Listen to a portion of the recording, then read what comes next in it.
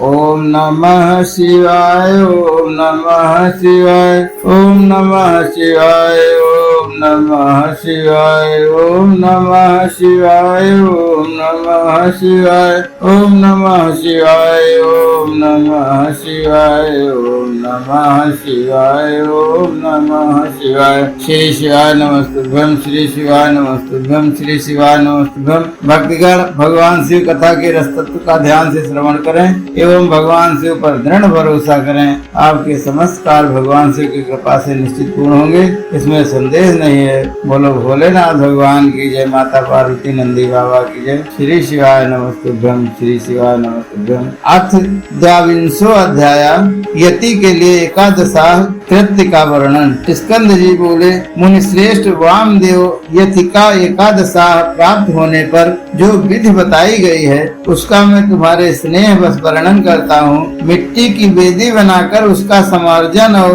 उपलेपन करें। तत्पश्चात पुण्या हवाचन पूर्वक प्रोक्षण करके पश्चिम से लेकर पूर्व की ओर क्रम से 5 मंडल बनाएं और स्वयं श्राद्ध करता उत्तराभिमुख बैठकर कार्य करें। प्रादेश मात्र लंबा चौड़ा चौकोर मंडल बनाकर उसके मध्य भाग में बिंदु, उसके ऊपर त्रिकोण मंडल, उसके ऊपर खटकोण मंडल और उसके ऊपर गोल मंडल बनाएं। फिर अपने सामने शंख की स्थापना करके पूजा के लिए बताई हुई पद्धति के क्रम से आचमन प्राणायाम एवं संकल्प करके पूर्वोक्त 5 अतिवाहिक देवताओं का देवश्री देवियों के रूप में पूजन करें। उत्तर की ओर आसन के लिए कुश डालकर जल का स्पर्श कर पश्चिम से आरंभ करके पूर्व पर्यंत जो मंडल बताए गए हैं उनके भीतर खड ध्वाविधि से पीठ के रूप में पुष्प रखे और उन पुष्पों पर क्रमशः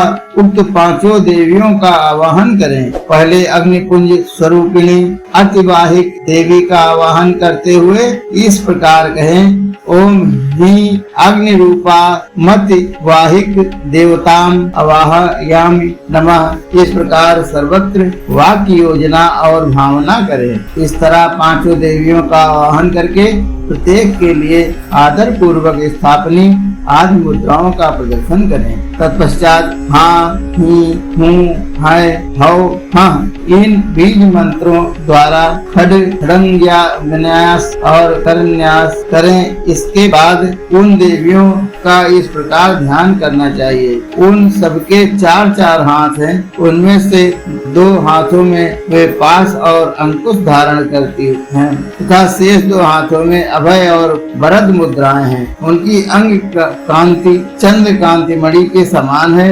लाल अंगूठियों की प्रभा से उन्होंने संपूर्ण दिशाओं के मुखमंडल को रंग दिया है। वे लाल वस्त्र धारण करती हैं। उनके हाथ और पैर कमलों के समान शोभा पाते हैं। 3 नेत्रों से सुशोभित मुख रूपणी पूर्ण चंद्रमा की शिखा से वे मन को मोहे लेती हैं। माणिक के निर्मित मुकुटों से उद्दासित चंद्रलेखा उनके सीमंत को विभूषित कर रही हैं। कपोलों पर रत्नमय कुंडल झलमला रहे हैं। उनके उरोज तीन तथा उन्नत हैं। हार कियूर कड़े और करधनी की लड़ियों से विभूषित होने के कारण वे बड़ी मनोहारिणी जान पड़ती हैं। उनका कटिभाग कृश और नितंब स्थूल है। उनके अंग लाल रंग के दिव्य वस्त्रों से आच्छादित हैं। चरण चरणार बिंदुओं में माणिक निर्मित पायजेबों की झनकार होती रहती है। पैरों की अंगुलियों में बिच्छुओं की पंक्ति अत्यंत सुंदर एवं मनोहर है। शक्ति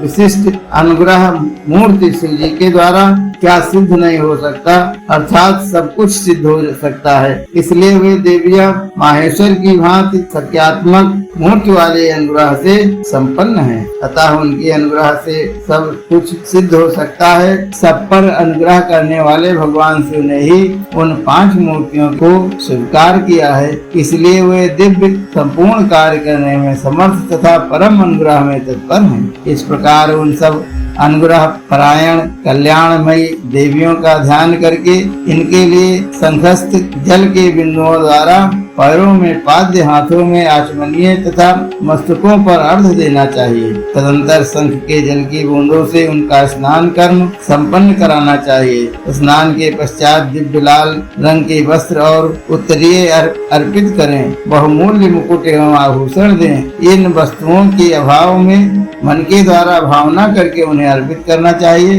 तत्पश्चात सुगंधित चंदन, अत्यंत सुंदर अक्षत तथा उत्तम गंध से युक्त मनोहर पुष्प चढ़ाए। अत्यंत सुगंधित धूप और घी की बत्ती से युक्त दीपक निवेदन करें। इन सब वस्तुओं को अर्पण करते हुए समय आरंभ में ओम ह्रीं का प्रयोग करके फिर समर्पयामि नमः बोलना चाहिए तथा ओम ही अग्न्यादि रूपाभ्या पंचदेव्यभ्या दीपम समर्पयामि नमः। इसी तरह अन्य उपचारों को अर्पित करते समय वाक्य योजना कर लेनी चाहिए। दीप समर्पण के पश्चात हाथ जोड़कर प्रत्येक देवी के लिए पृथक पृथक केले के पत्ते पर पूरा पूरा सुवासित नैवेद्य रखे। वह नैवेद्य घी, शक्कर और मधु से मिश्रित खीर, पुआ, केले के फल और गुड़ आदि के रूप में होना चाहिए। भूर्भुवः स्वः बोलकर उसका प्रोक्षण आदि संस्कार करें। फिर ओम ही स्वाहा नैवेद्य निवेदयामि नमः बोलकर नैवेद्य समर्पण के पश्चात ओम ही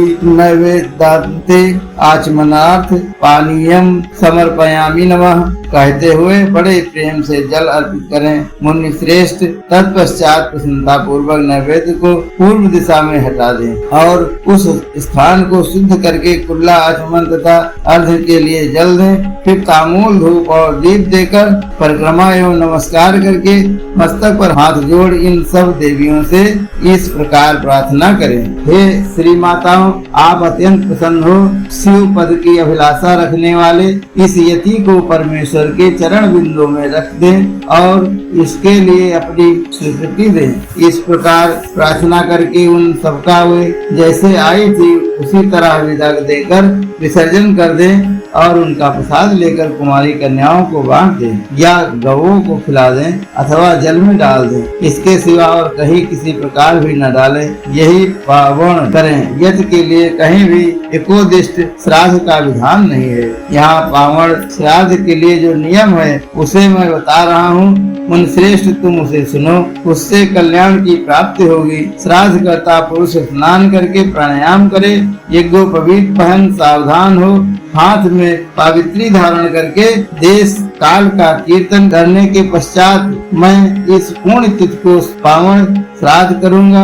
इस तरह संकल्प करें। संकल्प के बाद उत्तर दिशा में आसन के लिए उत्तम कुश बिछाएं, फिर जल का स्पर्श करें। उन आसनों पर दृढ़ता पूर्वक उत्तम व्रत का पालन करने वाले 4 शिव भक्त ब्राह्मणों को बुलाकर भक्ति भाव से बिठाएं। वे ब्राह्मण उबटन लगाकर स्नान किए होने चाहिए। उनमें से एक ब्राह्मण से कहें, आप विश्वदेव के लिए यहाँ श्राद्ध ग्रहण करने की कृपा करें। इसी तरह दूसरे से आत्मा के लिए, तीसरे से अंतरात्मा के लिए और चौथे से परमात्मा के लिए श्राद्ध ग्रहण करने की प्रार्थना करके संयत चित्त श्राद्ध करता श्राद्ध और आदर पूर्वक उन सबका यथोचित रूप से वर्ण करें। फिर उन सबके पैर धोकर उन्हें पूर्वाभिमुख बिठाएं और गंध आदि से अलंकृत करके शिव के सम्मुख भोजन कराएं। तदंतर वहाँ गोबर से भूमि को लीप कर पूर्वार्घ कुश बिछाएं और प्राणायाम पूर्वक पिंडदान के लिए संकल्प करके 3 मंडलों की पूजा करें। इसके बाद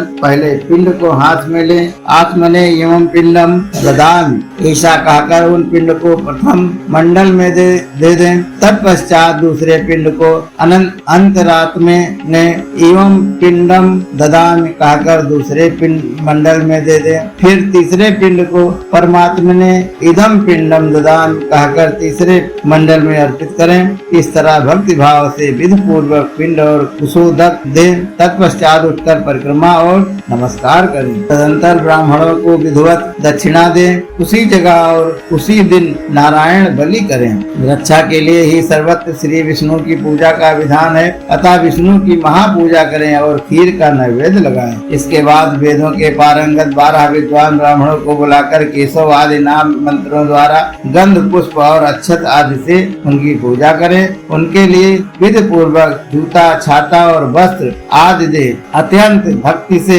भांति भांति के शुभ वचन कहकर उन्हें संतोष दे। फिर पूर्वाग्र कुशों को बिछाकर ओम भू स्वाहा, ओम भुव स्वाहा, ओम स्वः स्वाहा ऐसा उच्चारण करके पृथ्वी पर खीर की बलि दे। मुनीश्वर, यह मैंने एकादशाह की विधि बताई, अब द्वादशाह की विधि बताता हूँ, आदर पूर्वक सुनो। बोलो भोलेनाथ भगवान की जय, माता पार्वती नंदी बाबा की जय। श्री शिवाय नमस्तुभ्यं, श्री शिवाय नमस्तुभ्यं, श्री शिवाय नमस्तुभ्यं। मत बुरे कर्म कर बंदे वरना पछताएगा, मत बुरे कर्म कर बंदे वरना पछताएगा। भगवान की नजरों से तू बच नहीं पाएगा। हे मूर्ख अज्ञानी मत कर नादानी, जैसा किया है तूने तेरे आगे आएगा। मत बुरे कर्म कर बंदे वरना पछताएगा। हर हर महादेव, हर हर महादेव, हर हर महादेव।